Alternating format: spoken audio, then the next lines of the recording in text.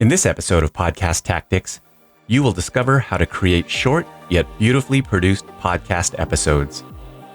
Today's Podcast Tactics guest brings her experience with radio and broadcasting into the podcasting space. Listen in to find out how she crafts each episode to take listeners from adversity to new insights for a better life. Remember to join the mailing list at podcasttactics.com so you can keep learning, get inspired, and stay motivated on your podcasting journey. Now, let's get into it.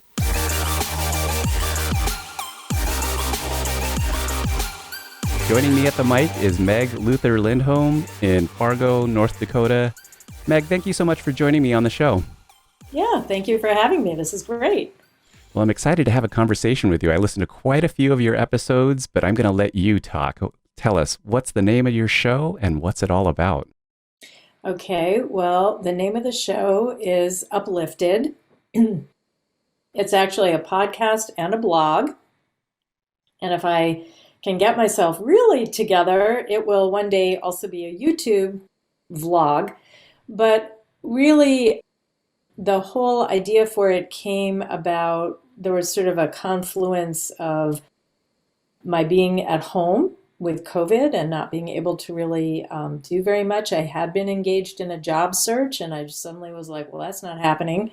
What can I do? I'm homeschooling my kids, so how can I keep myself afloat here? And Uplifted was born with the intention of giving people sort of a sense of that shift that happens when you're in a hard situation and then you have an insight, an epiphany, an awareness that sparks a change to something better. I really feel like I'm old enough to have had so many experiences where there have been those shifts, there have been those realizations, there have been those moments of change. And I've done it all. I've been in therapy for years, at certain times in my life. I mean, change comes about in different ways, right? It can be very slow and gradual, and that's very natural and fine.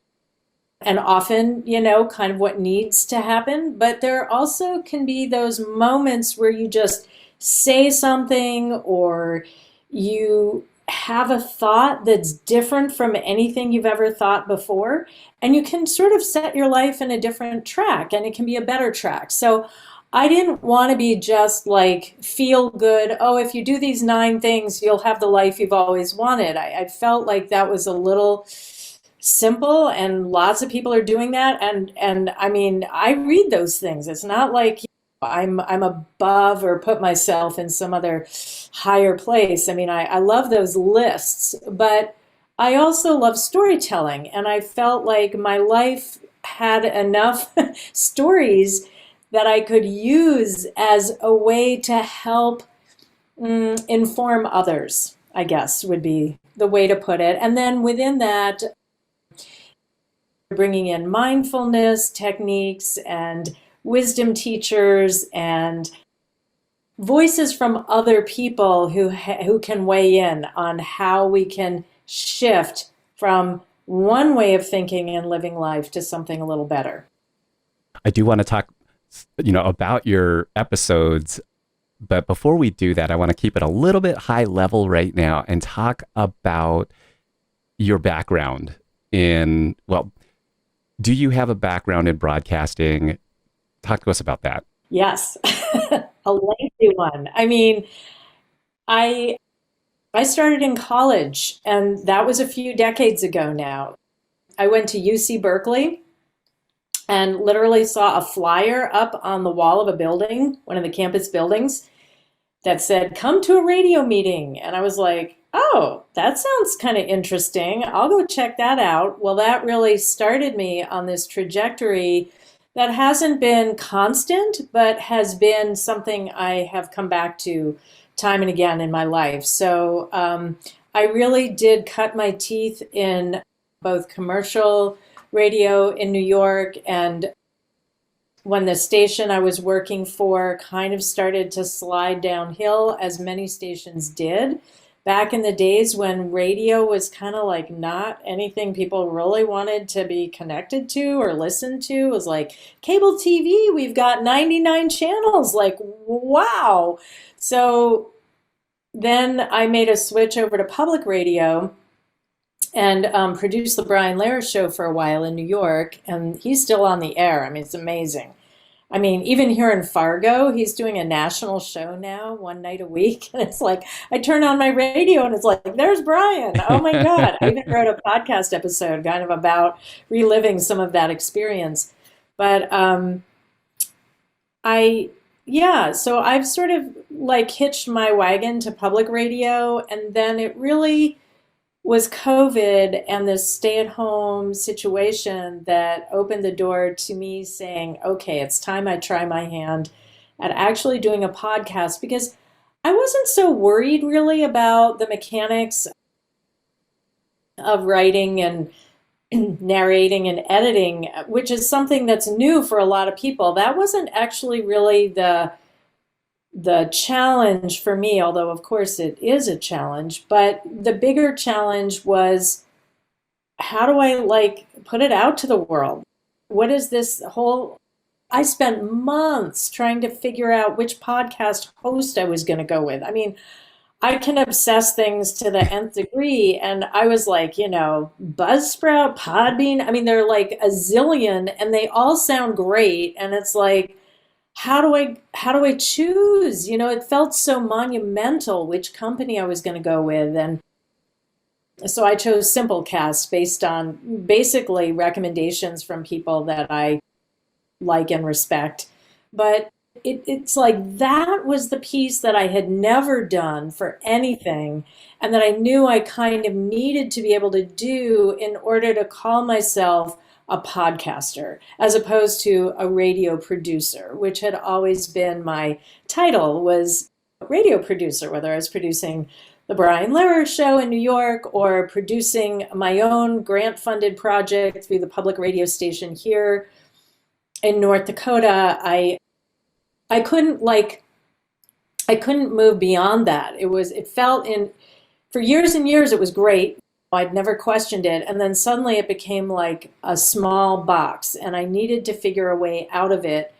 And so really it was just by talking to people and reading things and talking to more people and reading more things that I kind of came to figuring out how I wanted to do this podcast. And so now I've done it and I feel good. Like I could go back to radio producing or I could go with podcasting.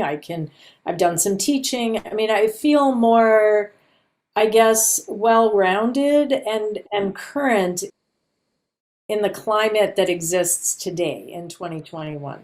Well, I appreciate you sharing your challenges.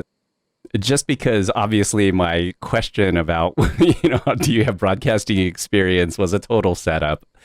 It is absolutely apparent when you listen to your trailer, when your episodes. I mean, from the trailer, I was like, okay, we're talking to a pro. Thank you. My ears, my brain was so delighted.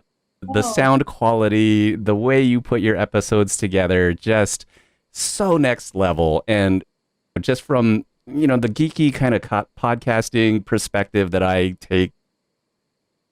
have with this show, it's inspiring. And what's really incredible, you haven't said this yet, is your shows are about 5 minutes long. So all of that effusive, praise for you is contained inside of a 5-minute episode, which makes it even more extraordinary and more inspiring for me to like say, wow, okay, how efficient is this?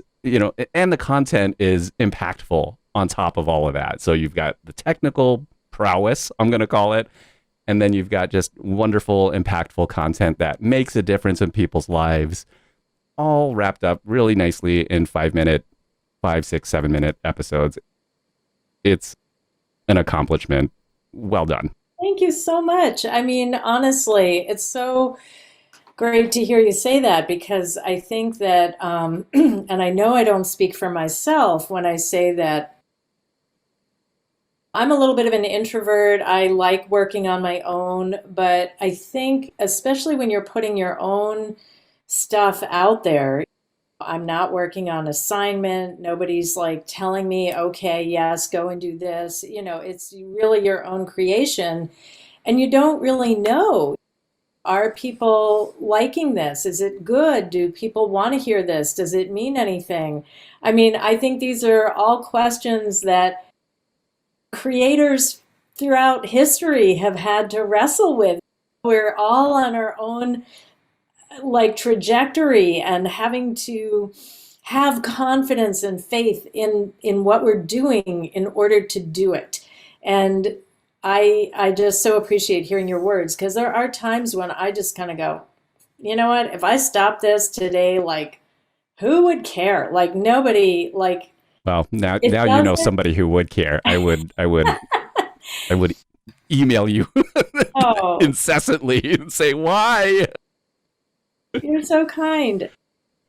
No, really, it does mean a lot, because we hear a lot about burnout, and it's a hazard of this profession is we work on our own, we put it out, we're not necessarily making money, and we're kind of like wondering, should I keep doing this? I mean, it's a question that comes up, and I wrestle with it as much as I love. This is a passion project, which I guess is why it's come out pretty well. But it's one that I still, even with that, I question. And even putting out a 5 or 6 piece, I mean, I rewrite my scripts. I go over it. I I work with it quite a bit. So, you think, oh, what's the big deal? Like 5 minutes. I mean, I hear, Let's get into that a little bit because I am curious. So I have to okay. ask you, are you able to quantify the amount of time that you put into producing a 5 minute episode? So my goal is to produce one episode a week. Now, clearly, I'm not working on it full time. I have kids. There are other projects I'm doing. But I would say I spend, I write a draft of a script. I get an idea. I go for walks, and often walking is kind of the creative ferment, where maybe an idea will come to me. And I will write a draft, and then I will often rewrite it two, three, four, 5 times. And I don't mean complete top to bottom rewriting, but I mean, taking out wordiness and trying to, maybe organize it a little better. And then I usually I'll set aside a day, whatever hours I have in a day, maybe 3, to edit. I use story blocks for music because a podcasting friend, told me about story blocks. So you pay a subscription fee, a monthly fee, but it's reasonable, I think, because then you have access to a very large library of music that is completely available. You don't have to contact anybody, you don't have to figure out licenses or payment. You just listen to it, and then you can download it, and then you use it. And it just makes the whole thing.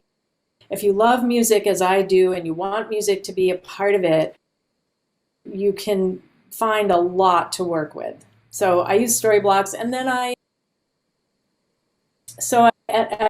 narrate and edit. I'll usually narrate the script and sort of edit my narration, and then I'll go back and find the music and put the music in and do the editing of my voice to the music.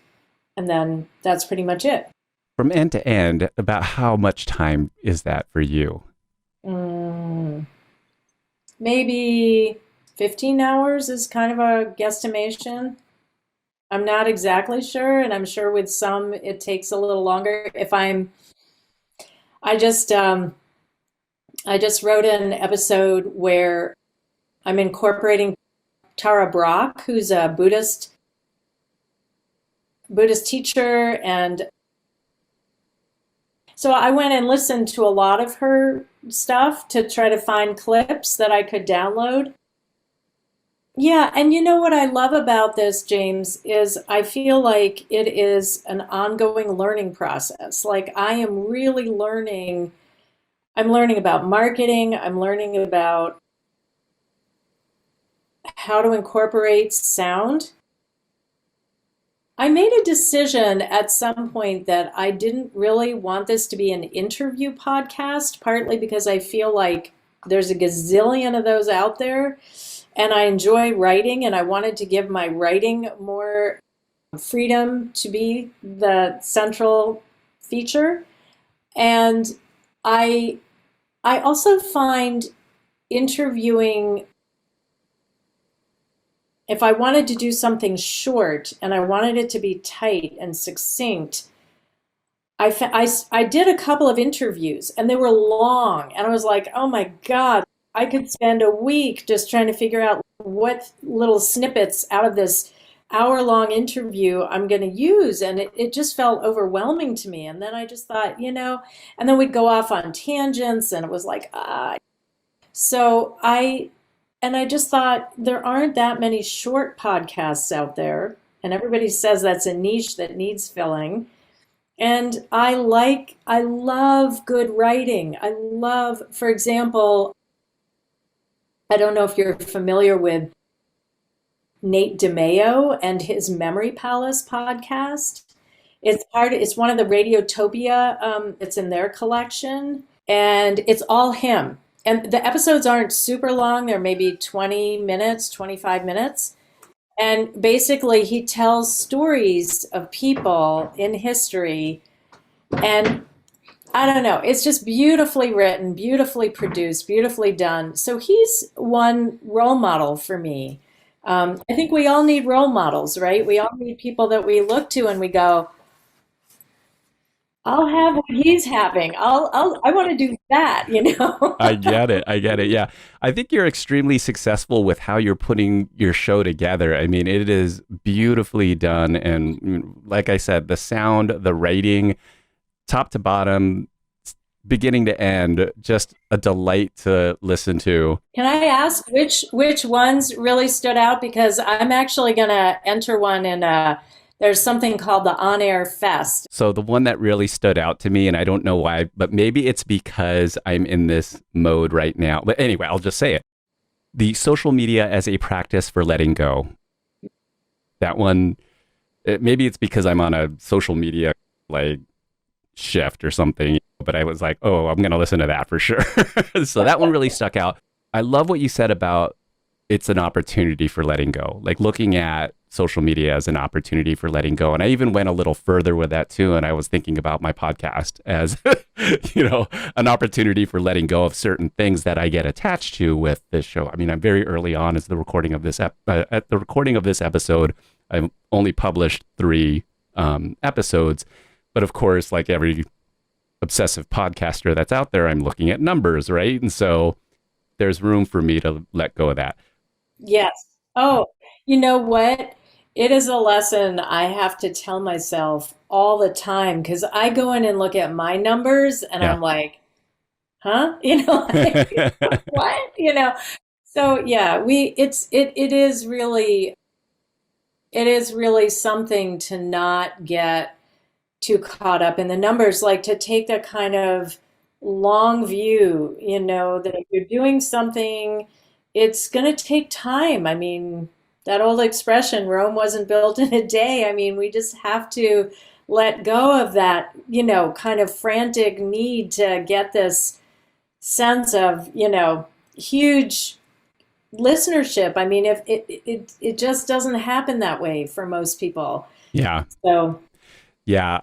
Having done almost, I think I'm at 50 or over 50 now interviews, but consistency I hear a lot is critical with that. But also, you nailed it. Looking at it like a marathon, looking at the long view and really holding dear to that passion that you have for what is it that made me want to start this show, right? Like holding that close because a number isn't going to reflect that. It's really just that desire to have conversations and talk to people about their origin stories, about what they're putting in their shows. And for you, it's transforming your life in 5 minutes, right? Like literally, I feel like your show functions in that way.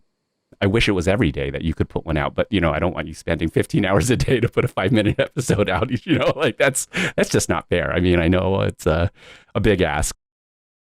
I had somebody else ask me that. She said, "Could you do this like every day?" And I was like, no, as much as I would love to. I mean, for my own sake too. I think that's something where if you're in it and you're doing it for a passionate reason, you're getting something out of it yourself. And for you, it's maybe learning about how different people do their craft and how people think about what they do. And I, yeah, I think what you say and what I was saying too about the long haul and not getting too caught up in the day to day. But yeah, I am learning as I go as to how to reach people. And I will tell you something that as as hard as it is, this whole effort to build audience, which is what everybody's wanting to do. So being in broadcasting and creating something and putting it out there through the radio, you very often don't get any feedback at all. It's like gone, and you're just like, well, I don't know. I liked it, so hopefully somebody else out there did. And with this, I feel like I get more actual feedback. Like I have fewer listeners, but I get more feedback. I get people writing me or connecting with me in some way to just say, "Oh, I listened, I really liked it," or so there's that too. That's the nice thing. It just feels like I'm more connected to certain people in my audience that I wouldn't get really with the broadcast thing, Yeah. where it's out there. How have you been promoting your show, if at all? Yeah, well, there's the tough nut that has been really my learning process. So I have Facebook and Instagram, and I actually have an intern helping me with posting to those two feeds. We were doing like 4 times a week with either quotes from episodes and photos and the link to the podcast. That honestly hasn't done very well. I think partly Facebook's algorithms are making it so that the Uplifted Facebook page just isn't showing up very much for people. I am going to look into doing more targeted advertising on Facebook.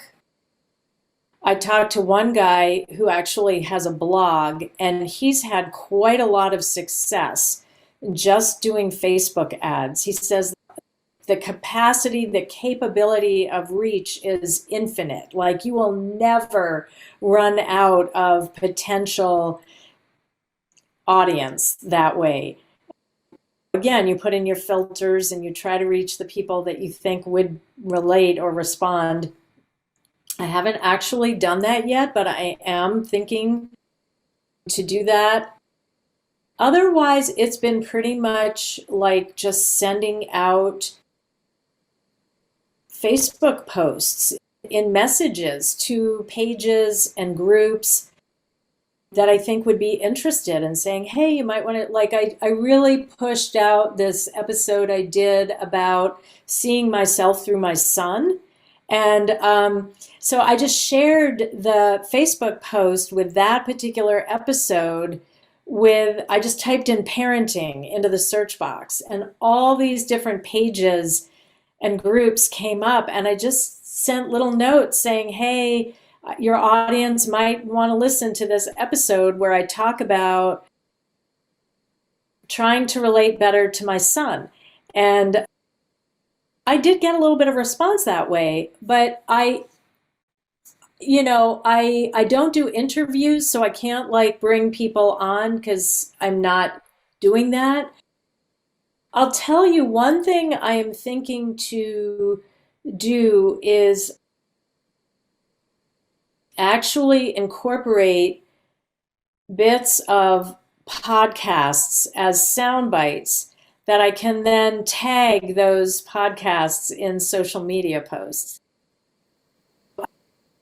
I'm trying to think of an example, like Sam Sanders on It's Been a Minute was talking about code switching. And I and I thought it was really, really interesting, and how he actually thinks code switching is great. Like, it's great to be able to talk to different people in different ways. Now, I actually don't think I'm going to use that, but that was the first time the thought popped in my head that I could actually take some sound bites that would relate to something I'm interested in and incorporate them, and then tag and try to reach the huge, much huger audience for those podcasts that way. That is an So, interesting idea. yeah, so because it's like all free and it's all public domain and it's all out there. Like, I don't have to pay anybody for an NPR news show. And I can promote them and promote myself in the process. So I don't have to do it all through interviewing people. I can do it through taking sound bites. So that's something that, again, I'm kind of working towards, but I haven't really done yet. Meg, tell me, what is it that you want people to get out of your show? Why should they listen to your podcast? Well, I think that it's really for people that are interested in learning how to live life better, in how sometimes simple things can make just a huge difference in how we connect with others or think about ourselves and our own life. I have one episode that's just called I Hear You, and it's about how sometimes just saying I hear you without committing to what they're saying or having to say what I think, but it allows for a connection to happen, and then sort of tensions can diffuse. And I find myself doing that more and more as times and issues are so heated. Sometimes just saying I hear you is all it takes. It's not me saying I agree with you, or that's what I'm going to do, or that's how I think. It's simply an acknowledgement of the other person's humanity. And in that, we can forge a connection. And so sometimes it's really that simple. I do an episode, it hasn't aired yet, called Change the Channel. And this was something that came up in a lunch that I had with my father one day, where he was just going on and on and on and ranting and, everything's miserable. I hate my life. And I said, Dad, change the channel. And he looked at me like, what? And it broke the trance. It broke this kind of spell of negativity that he was in. And he just stopped. And it was like, I kind of looked around and went, oh my God, like that worked. It That like was magical. actually worked. Yeah. That sounds So like it's going to be a great episode. yeah, so it's just like trying to give people ideas, trying to give people hope, trying to give people like stories. I love story, and I feel like the stories, either from my life or someone else's life, can help others. Let's get into a time machine, Meg. It's time machine time on this show. Okay. Let's look a year or two down the road. What are your hopes for your podcast? I hope it still exists. I mean, to be honest, I didn't just start this for my own benefit. I started it as with a hope of earning some income. And to date, that hasn't happened. And honestly, if it just doesn't, I don't know that it will continue. And that's just me being very honest that, at a certain point, I need to make income. And I have a blog and the podcast. And to date, there's been no income to speak of. So I don't know, a year or two down the road, I would love to think, here's what I think, that at a certain point, I may need to just take a break and say, you know what? It's just going to go on hiatus, and that's that. I mean, there's some changes afoot in our lives, and I think that those are going to kind of command my attention.